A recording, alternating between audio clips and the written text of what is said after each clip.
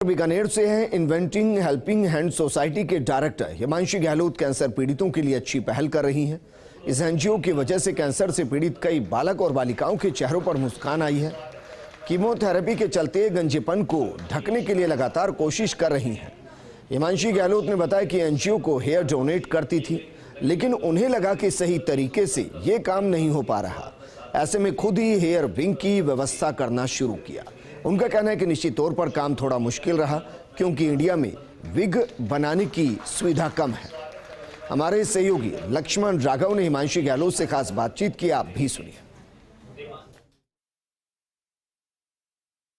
इस वक्त हमारे साथ हिमांशी गहलोत हैं। न केवल वो मुख्यमंत्री की पुत्रवधू हैं, वैभव गहलोत की पत्नी हैं, उनकी खुद की अपनी पहचान है। सामाजिक सरोकारों की बात हो और दूसरों को खुशियां देने की बात हो, मुझे लगता है अपना जीवन ज़्यादा सार्थक होता है जब हम लोगों के लिए कुछ कर पाते हैं। और इन मासूम बच्चियों को जो मुस्कान आपने दी है ये विग देकर, कैसे जहन में आई और कैसे ये आपका कब से चल रहा है? जहाँ तक हेल्पिंग हैंड सोसाइटी की बात है, आपने और भी जहाँ तक मैंने पढ़ा है कई जगह आपने ऐसा किया है। क्या कहना चाहेंगी, किस तरह से आइडिया पनपा?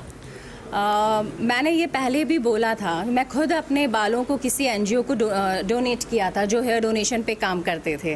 बट जब मैंने रिप्लाई मांगा कि मेरे बाल आप कहाँ डोनेट कर रहे हैं, क्या है, तो वो बोले 3 to 4 हैंड्स आगे जा रहा है और आगे जा रहा है। मेरे को उन्होंने रिप्लाई ढंग से नहीं दिया। तब मुझे लगा कि शायद ये एक ऐसा काम है हेयर डोनेशन जो शायद चिटिंग थोड़ी इसमें होती है। मेरी तब से इच्छा हुई कि मुझे विग लेकर आना इन बच्चों के लिए।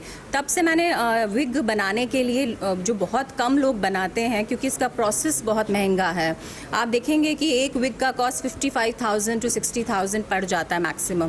तो इतना कॉस्टली विग तक पेरेंट्स नहीं जाते हैं बीपीएल, उनको लगता है कि ट्रीटमेंट ही करवा दें। तो उस कॉस्ट को हमें कम करना था, जिसके लिए मैंने हेयर डोनेशन लेना स्टार्ट किया और फिर वो विग बनी और इन तक हमने पहुँचाई। वो चाहते थे हम उन्हें बाल एक्स्ट्रा दें। मुझे लगता है कि हमारे इंडियन बाल बाहर बहुत ज़्यादा ब्लैक में जाते हैं, क्योंकि विग्स का कल्चर बाहर दूसरी कंट्रीज़ में हेयर एक्सटेंशन का, और ये काफ़ी महंगा है। तो हमारे बाल, हमें पता ही नहीं है कि कितना ब्लैक में इनका मार्केट चल रहा है और हम बस ऐसे ही इनको वेस्ट कर रहे हैं और ये किस तरीके से यूज़ में आ सकता है। तो एक अवेयरनेस लोगों में आनी चाहिए है कि इसके पीछे भी एक गलत लोगों का बढ़ावा ना मिले और सही लोगों तक ये चीज़ पहुँचे। जिस घराने से आप आती है, राजनीतिक घराना है, और राजनीतिक घराने की महिलाएं जब कुछ करती हैं, चाहे सामाजिक सरोकार हो, समाज सेवा की बात हो, तो उसे कई चश्मों से देखा जाता है। कुछ सवाल जैसे भी मैं सुन रहा था कि आप राजनीति में आएंगी, क्योंकि आपके जो ससुर हैं मुख्यमंत्री हैं, गांधीवादी हैं, और वो भी ये सब करते हैं। कोशिश रहती है कि कॉमन मैन की पीड़ा को वो समझें। तो क्या कहेंगे आप राजनीति को लेकर? नहीं, मैं एक पॉलिटिकल फैमिली से का एक हिस्सा हूँ, बस वो वहीं तक ही है। घर में हम लोग सिर्फ पापा और मैं उनकी डॉटर इन लॉ हूँ, दैट्स इट। और मेरा उस तरीके से कोई एंगल नहीं है, कोई इंटरेस्ट भी नहीं है। मैं ये काम बहुत बेहतर कर सकूँ और आगे भी मेरे रास्ते धीरे धीरे खुलते रहें, ये मैं ईश्वर से कामना करूँगी कि इसमें कोई अड़चन ना आए। चलिए, आखिरी सवाल, एनजीओ के डायरेक्टर के तौर पर कैसे देखती हैं आप मुख्यमंत्री की जो काम है, सरकार जो कुछ कर रही है, कितना कुछ कर पा रही है?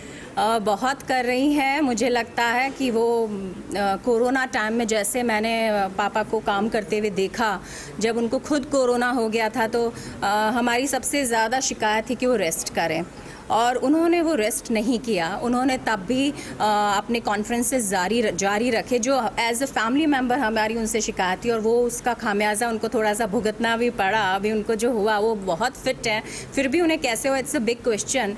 पर वो, मुझे लगता है, खुद का रेस्ट देने के बजाय इस चीज़ में कुछ ज़्यादा लग जाते हैं। और अच्छा भी है, लोगों को उनसे उम्मीदें भी बहुत हैं, और मुझे खुशी है कि वो इस तरीके से काम कर रहे हैं। क्या हिमांशी कभी राजनीति में आएंगी? बिल्कुल भी नहीं आएंगी।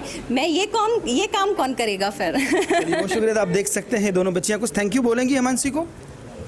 Thank you ma'am. तो देखिए, आप देख सकते हैं किस तरह से ये विग यहाँ पर डोनेट किया गया, और कहते भी हैं, क्या हुआ हम सारे जहाँ को गुले गुलजार ना कर सकें, पर जहाँ से भी गुजरें कुछ खार तो कम कर सकें। मुझे लगता है हिमांशी वही कोशिश यहाँ पर करती नजर आ रही हैं। कैमरा पर्सन गुलाम रसूल के साथ Laxman Raghav, first India news, Bikaner.